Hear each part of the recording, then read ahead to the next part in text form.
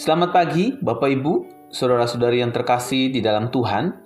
Pagi hari ini kita akan melanjutkan pembacaan dan perenungan kebenaran firman Tuhan yang terambil dari kitab Kejadian, pasal yang ke-37, ayat yang pertama sampai yang ke-36. Mari saya mengajak semua jemaat untuk mendengarkan dan membaca bersama-sama. Begini bunyi firman Tuhan. Yakub tinggal di tanah Kanaan, di negeri tumpangan ayahnya. Inilah riwayat keluarga Yakub. Yusuf yang berumur 17 tahun mengembalakan kambing domba bersama saudara-saudaranya. Ia biasa membantu anak-anak Bilha dan Silpa, kedua istri ayahnya. Yusuf menyampaikan kepada ayahnya kabar tentang perilaku buruk saudara-saudaranya. Israel lebih mengasihi Yusuf daripada semua anaknya yang lain. Sebab Yusuflah anaknya yang lahir pada masa tuanya. Ia menyuruh membuat jubah yang sangat indah bagi dia. Ketika saudara-saudaranya melihat bahwa ayah mereka lebih mengasihi Yusuf daripada semua saudaranya, mereka pun membencinya dan tidak dapat lagi berbicara baik-baik kepadanya. Suatu kali Yusuf bermimpi, lalu ia menceritakan mimpinya itu kepada saudara-saudaranya. Itulah sebabnya mereka semakin membencinya. Sebab ia berkata kepada mereka, "Dengarkan mimpi yang kudapat ini. Kita tampak sedang di ladang mengikat berkas-berkas gandum. Tiba-tiba berkasku bangkit dan tegak berdiri. Lalu berkas-berkasmu datang mengelilingi dan sujud kepada berkasku." Kata saudara-saudaranya kepadanya, "Apakah engkau ingin menjadi raja atas kami? Apakah engkau ingin berkuasa atas kami?" Mereka semakin membencinya karena mimpi dan perkataannya itu. Kemudian ia mendapat lagi mimpi yang lain dan menceritakannya kepada saudara-saudaranya. Katanya, "Aku bermimpi lagi, tampaklah matahari, bulan, dan ke-11 bintang sujud kepadaku." Ketika ia menceritakan mimpi itu kepada ayah dan saudara-saudaranya, ia ditegur oleh ayahnya. "Mimpi apa itu? Bagaimana mungkin aku dan ibumu serta saudara-saudaramu datang untuk sujud kepadamu sampai ke tanah?" Saudara-saudaranya pun merasa iri kepadanya. Tetapi ayahnya menyimpan hal itu di dalam hatinya. Suatu kali saudara-saudaranya pergi mengembalakan kambing domba ayah mereka dekat Sikem.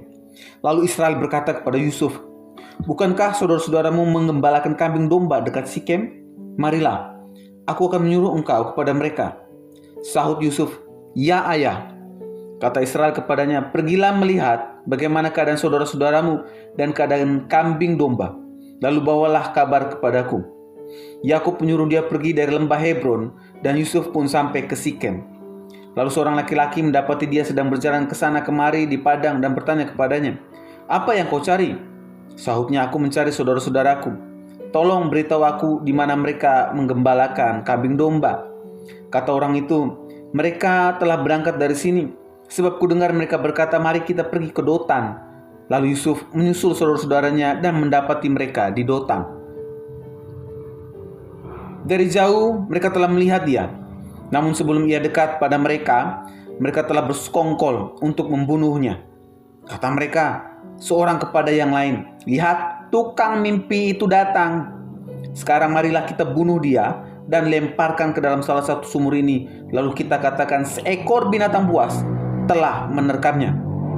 Kita akan lihat nanti apa yang akan terjadi dengan mimpi-mimpinya itu." Mendengar hal itu, Ruben ingin melepaskan Yusuf dari tangan mereka. Katanya, "Jangan kita bunuh dia." Ruben berkata pula kepada mereka, "Janganlah menumpahkan darah. Lemparkan saja dia ke dalam sumur yang ada di padang gurun ini, tetapi janganlah apa-apakan dia." Ia bermaksud melepaskan Yusuf dari tangan mereka dan membawanya kembali kepada ayahnya. Sampainya Yusuf kepada saudara-saudaranya, mereka pun menanggalkan jubah Yusuf, jubah yang sangat indah yang dipakainya. Mereka membawa dia dan melemparkan dia ke dalam sumur. Sumur itu kosong, tidak berair. Kemudian mereka duduk untuk makan. Ketika mereka melayangkan pandang, mereka melihat kafilah orang Ismail yang datang dari Gilead. Unta-unta mereka mengangkut damar, balsam, dan damar ladan. Mereka sedang dalam perjalanan membawa barang-barang itu ke Mesir. Lalu kata Yehuda kepada saudara-saudaranya, "Apa untungnya kalau kita membunuh adik kita dan menyembunyikan darahnya? Mari kita jual dia kepada orang-orang Ismail itu. Tapi janganlah kita apa-apakan dia, karena ia saudara kita, darah daging kita. Saudara-saudaranya pun mendengarkan dia. Ketika saudagar-saudagar Midian itu lewat, Yusuf ditarik ke atas dari dalam sumur itu, kemudian dijual kepada orang Ismail itu dengan harga 20 sikal perak. Lalu mereka membawa Yusuf ke Mesir. Pada waktu Ruben kembali ke sumur itu, ternyata Yusuf tidak ada lagi di dalamnya. Lalu ia mengoyak bajunya dan kembali kepada saudara-saudaranya, katanya, "Anak itu tidak ada lagi. Apa yang harus kulakukan?" Kemudian mereka mengambil jubah Yusuf dan menyembelih seekor kambing, lalu mencelupkan jubah itu ke dalam darahnya. Jubah yang sangat indah itu mereka kirim kepada ayah mereka dengan pesan, "Kami menemukan ini. Periksalah apakah ini jubah anakmu atau bukan." Setelah Yakub memeriksa jubah itu, ia berkata, "Ini jubah anakku. Binatang buas telah memakannya." Tentulah Yusuf telah diterkam. Yakub pun mengoyak jubahnya, lalu mengenakan kain kabung pada pinggangnya. Ia berkabung selama berhari-hari karena anaknya itu. Semua anaknya laki-laki dan perempuan berusaha menghibur dia, tapi ia menolak dihibur. Katanya, "Tidak, aku akan berkabung sampai aku turun mendapatkan anakku ke dunia orang mati." Demikianlah Yusuf ditangisi oleh ayahnya. Sementara itu, Yusuf dijual oleh orang Midian itu ke Mesir kepada Potifar, seorang pembesar Firaun, kepala pengawal raja. Bapak Ibu, saudara-saudari yang terkasih di dalam Tuhan, dari kitab Kejadian pasal 37 hari ini, ternyata ada satu fakta yang menarik. Dari beberapa fakta yang menarik yang dapat kita pelajari bersama di masa kini, yaitu bahwa Kejadian pasal 37, kalau kita lihat dari sisi keluarga hari ini, menjelaskan kepada kita umat Tuhan yang hidup di masa kini, bahwa kehancuran keluarga atau salah satu faktor penyebab retaknya atau hancurnya hubungan keluarga adalah didasari dengan namanya iri hati. Ini bisa kita lihat dalam pasal 37 ayat 11 hari ini. Iri hati muncul di permukaan tidak serta-merta tanpa penyebab dan proses. Iri hati itu tidak akan muncul dan menyebabkan hal negatif besar lainnya kalau kita tidak memberi ruang atau peluang sekecil apapun di dalam hati kita. Lihat, permulaan munculnya iri hati yang menyebabkan rencana-rencana jahat lainnya sampai merencanakan dan membutakan saudara sendiri sebagai musuh dan mau dibunuh, yang diceritakan dalam pasal 37 hari ini. Halnya sepele dalam Kejadian pasal 37 ayat 2 hari ini, ketika Yusuf yang berumur 17 tahun menceritakan perilaku buruk atau perilaku jahat saudara-saudaranya kepada ayahnya, maka mereka tidak menerimanya dan membenci Yusuf yang jujur. Bapak Ibu, saudara-saudari, kadang-kadang kita tidak bisa menerima kalau kita ditegur karena kita memang berbuat salah. Dan kadang-kadang kita juga tidak bisa menerima kalau kita diajar untuk berubah dari hal yang salah.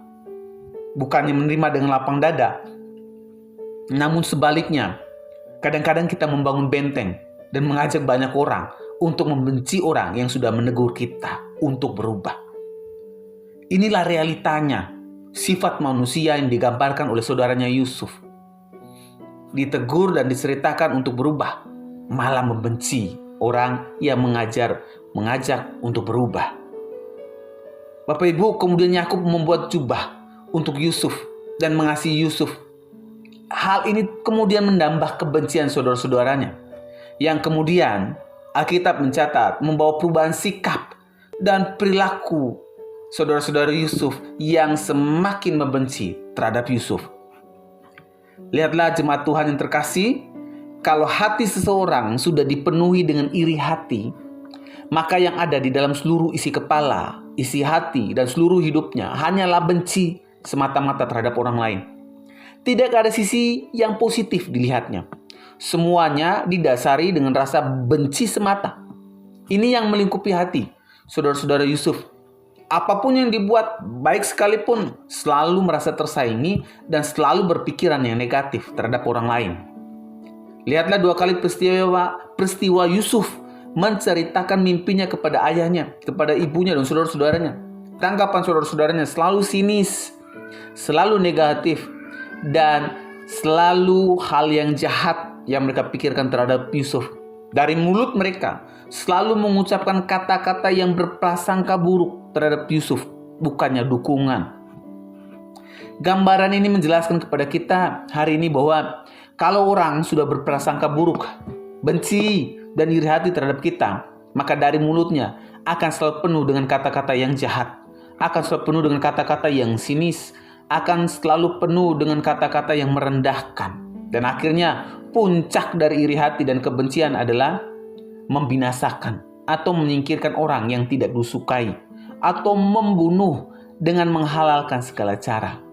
Kalau dia tidak bisa melakukannya sendiri, maka dia akan mengajak orang lain yang sependapat, yang bisa dipengaruhi dengan rasa bencinya, agar membunuh orang yang tidak disukainya. Inilah yang dilakukan oleh saudara-saudara Yusuf kepada seorang Yusuf, saudara mereka sendiri. Dari satu fakta yang menarik ini, kita dapat belajar bahwa kalau iri hati, benci sudah menguasai seorang, maka tidak ada lagi yang namanya saudara. Kalau iri hati, benci sudah menguasai seorang, maka tidak ada lagi yang namanya ayah atau ibu.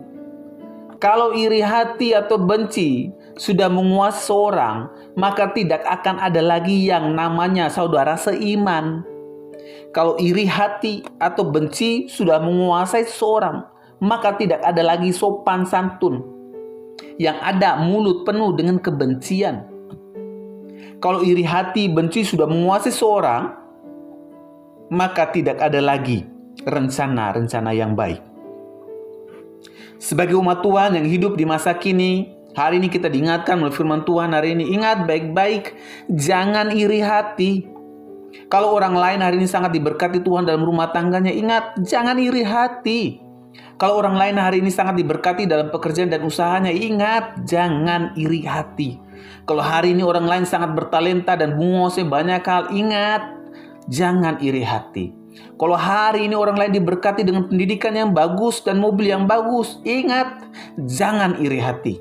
Kalau hari ini orang lain dipercayakan lebih banyak dibandingkan dari kita, ingat, jangan iri hati. Karena iri hati akan membawa pada kehancuran hidup dan tidak ada masa depan pada orang yang iri hati. Mari belajar bersama untuk mendukung, bersyukur, dan bersukacita bersama orang yang lebih berhasil dibandingkan dengan kita hari ini. Mari terus doakan orang yang berhasil. Dan kita juga terus belajar dari dirinya dan mohon kepada Tuhan melalui doa, agar suatu waktu kita dapat kiranya berhasil seperti dirinya. Ini merupakan perwujudan karakter Kristus yang harus nampak di dalam kehidupan orang percaya. Ingat, mari buang sifat iri hati dalam hidup kita. Mari kita berdoa. Tuhan Yesus, kami bersyukur kalau hari ini kami belajar dari Kejadian pasal ke-37 yang mengingatkan kami untuk membuang sifat iri hati dan benci terhadap sesama kami dan saudara-saudara dan saudara seiman kami. Mari Tuhan, pimpin kami terus agar hidup berpadanan dengan firman-Mu. Di dalam nama Tuhan Yesus kami sudah berdoa. Amin. Kiranya renungan hari ini terus menguatkan langkah iman kita dalam mengiringi Tuhan Yesus. Ingat, tetap teruslah percaya, tetap teruslah berdoa, dan tetap teruslah bersyukur. Tuhan Yesus memberkati.